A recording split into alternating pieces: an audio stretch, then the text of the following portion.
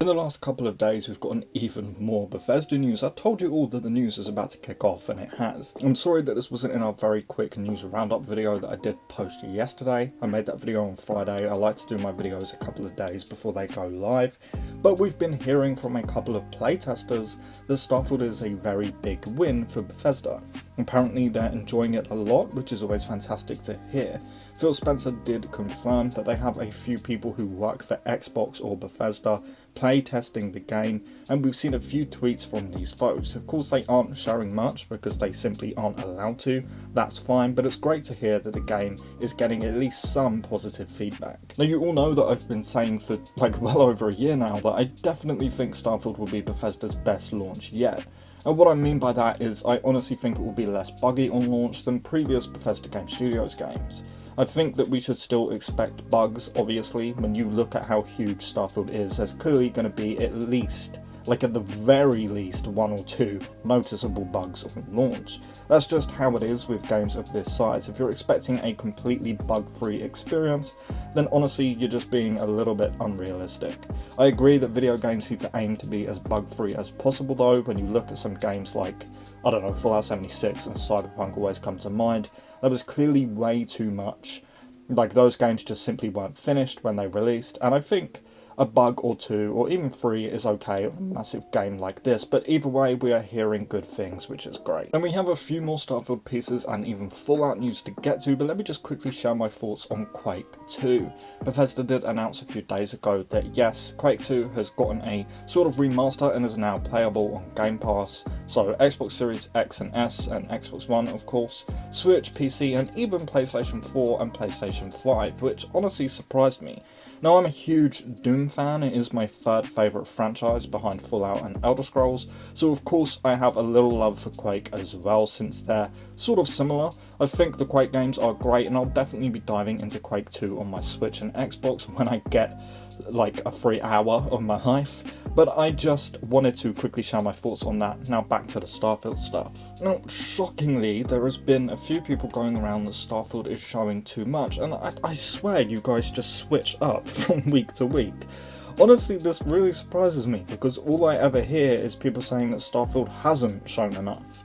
Now look, Bethesda has definitely gone too far before. In Fallout 4 they straight up showed the ending of the game in one of their videos, which was just stupid.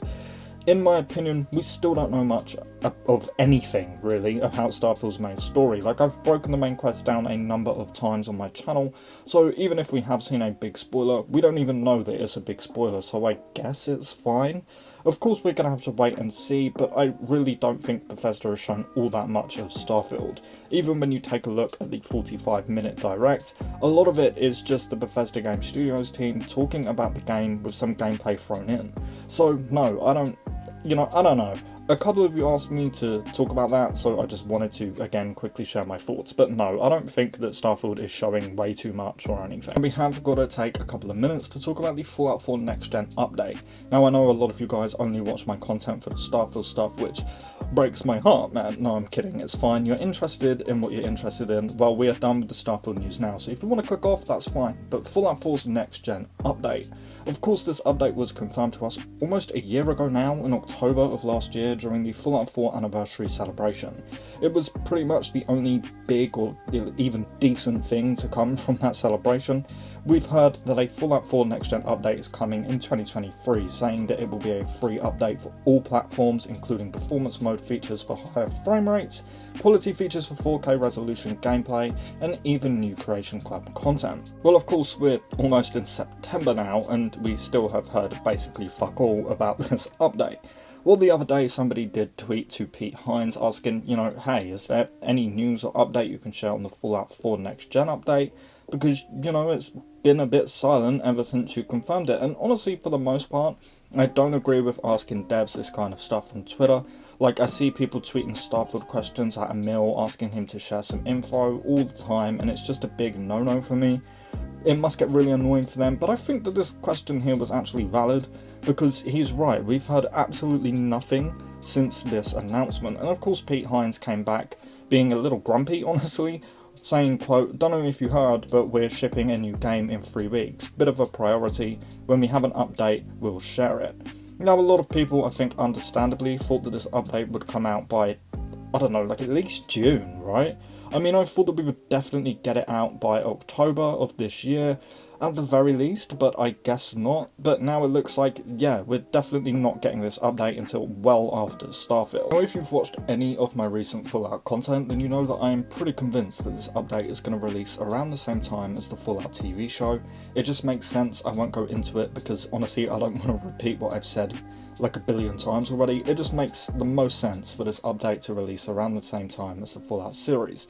And in fact, I think that the series is the only reason that this update is coming in the first place. Now, in short, with the writer strikes going on, it's very possible that we do not get this Fallout Amazon series until next year, and the more days we go without even seeing a trailer for it, the more likely we're not getting this until next year at the very least. Which honestly could mean that this update gets delayed along with it. A great content creator, Tunnel Snakes Fall, has said the same kind of thing, that she thinks that the show will be releasing next year. I trust her a ton, but it is important to note that she was just sharing her thoughts, you know, she didn't come out and say, "I've been told," or any of that stuff.